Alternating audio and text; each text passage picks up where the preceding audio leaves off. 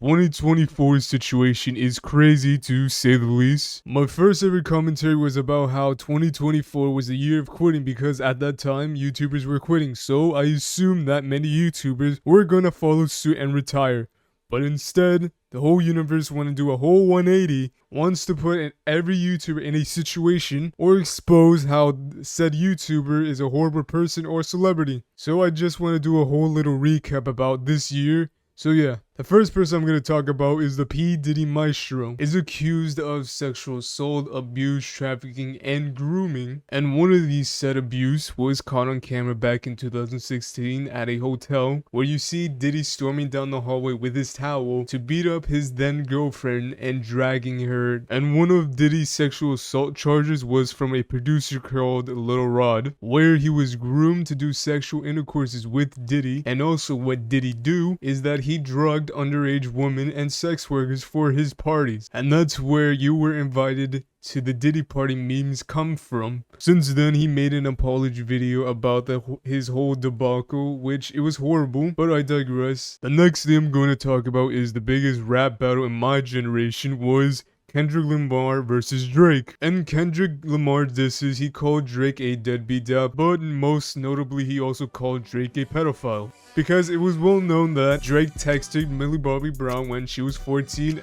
We just texted each other the other day and he was like, I miss you so much. I was like, I miss you more. What advice does he give you? Like, what does he say? About boys. He helps me. What? Yeah. He's great. He's wonderful. I love him. What's his advice with boys? You know, that stays in the text messages. And text Billie Eilish when she was 17. Drake is like the nicest dude I've ever spoken to. I mean, I've only like texted him. But a video was rediscovered a long time ago that Drake kissed a 17-year-old on his stage. Thank you so much.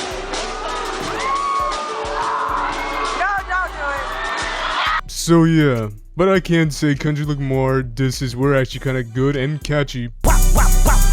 That fuck 'em up. The next person I'm gonna talk about was the biggest mystery that we ever could have got answered. Is why did Dr. Disrespect got banned off of Twitch while they had a partnership? Turns out, good old Doc was texting a minor, not by Discord DMs, Twitter, or Instagram, or whatever. Turns out it was inside of Twitch.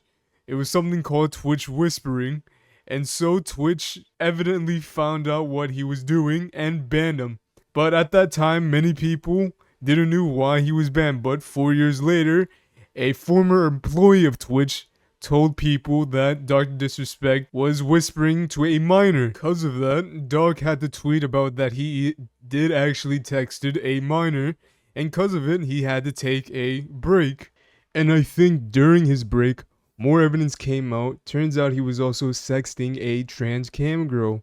The same year, he was also messaging the minor. Then he tried to come back, which automatically failed right in his face. And surprisingly enough, when I was doing my commentary, he deleted his tweet about him messaging a minor. Which shockingly enough, this man had a whole wife and kid. And like what Pat God said in his diss track against good old Doc, was imagine if that was your own daughter. But anywho, the next person I'm going to talk about is nowhere near the ballpark of the people I talked about. But surprisingly enough, he was getting more hate than Dr. Disrespect, which was Sketch. Cause turns out he made an OnlyFans, not just any OnlyFans, a gay OnlyFans.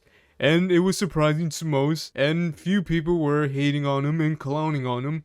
But most people were supportive, and most others really didn't care because his personality shined through all of it. And since then, he had to make an apology, which I felt like was really not needed, but he did so. He explained at the time was his mind was not in the right place. He was doing substance abuse, but thankfully he did have to come out because it was a huge weight off of his shoulder because he was afraid that it would come out someday, which it did, and he owned up to it. And his whole apology video was kind of funny. It was good and funny. I did not have sexual relations with that man.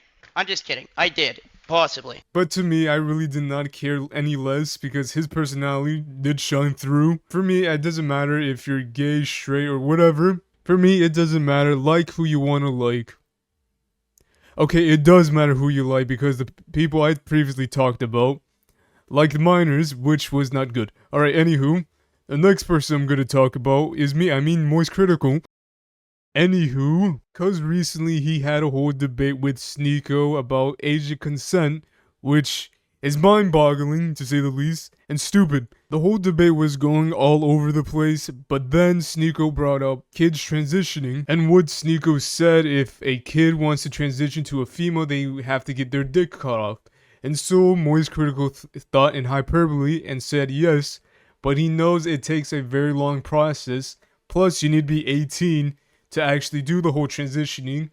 So yeah, there's only few cases of where teens get into transitioning where they need to take a pill. There's only few cases of that, and so that's where the whole drama of him thinking that Sneeko was joking around and saying it in hyperbole, because it takes more than just getting your dick cut off. And because of it, many people thought Moist Critical was serious about young kids transitioning. And then soon after that whole debate, his official podcast said he was getting off, and so many people thought, oh, Moist Critical was retiring, but instead, in reality, he thought about getting off of his official podcast for a while because he made fun of people for being on the internet for too long while also being on the internet for too long, so he had to dial back, getting off a few projects of his, which he also made a video making fun of his own situation and going much more depth into that. So I'm just doing off of Cliff Notes. So you might be wondering, how did this whole thing stem? Well, I had to save the best for last